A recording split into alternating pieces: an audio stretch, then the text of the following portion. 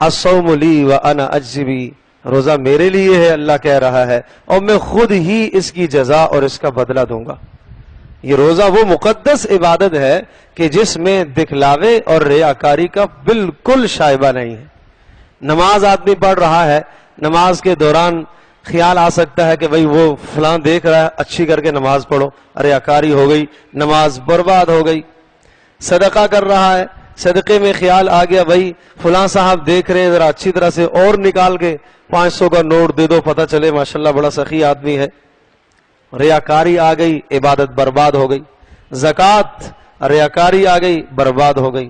حج ہے، بھائی حاجی صاحب ہیں، ہر سال حج کرنے کے لیے جاتے ہیں، جی کیا ہو گیا؟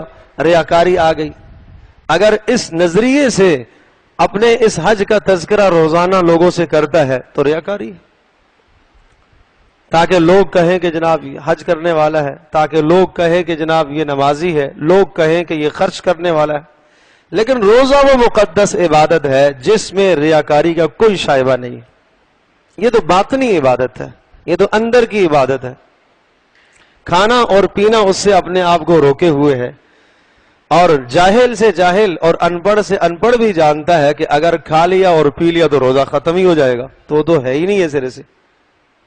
تو اس میں کوئی ریاکاری کا شائبہ نہیں ہے، اس لیے فرمایا الصوم لی وانا اجزی بی، روزہ میرے لیے اور میں خود ہی اس کا بدلہ اور اس کی جزا دوں گا۔ اللہ تبارک و تعالی جب بدلہ دے گا تو پھر اللہ پاک اپنی شان کے مطابق بدلہ دے گا، وہ پھر تھوڑا نہیں دے گا۔ وہ کریم ہے، وہ مہربان ہے، وہ رحیم ذات ہے، وہ اپنی شان کے مطابق بدلہ دے گا۔ اس کی شان کتنی، اس کا میں اور آپ تصور نہیں کر سکتے۔ ما لا عین رأت ولا اذن سمعت ولا خطر علی قلب بشر، ایسے بدلے دے گا کہ جو کسی آنکھ نے نہیں دیکھے، جو کسی کان نے نہیں سنے، جو کسی دل اور دماغ پر نہیں گزرے، اتنے بڑے بدلے وہ اللہ پاک دے گا۔ کس کو؟ روزے دار کو۔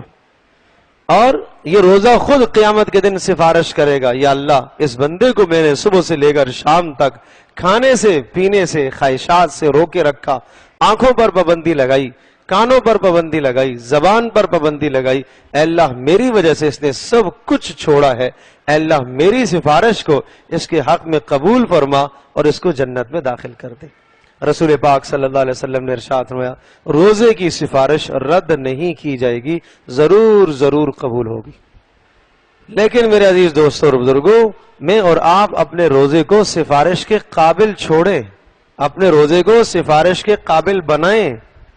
اگر روزہ رکھ کر زبان غلط ہو گئی، روزہ رکھ کر آنکھ نے غلط دیکھا، روزہ رکھ کر کان نے غلط سنا، روزہ رکھ کر دل و دماغ نے غلط سوچا سمجھا، تو سمجھو کہ پھر روزہ سفارش کا اہل نہیں رہا، اب یہ روزہ سفارش نہیں کر سکتا، اب اس کے اندر سے سفارش کی اہلیت ختم ہو گئی ہے۔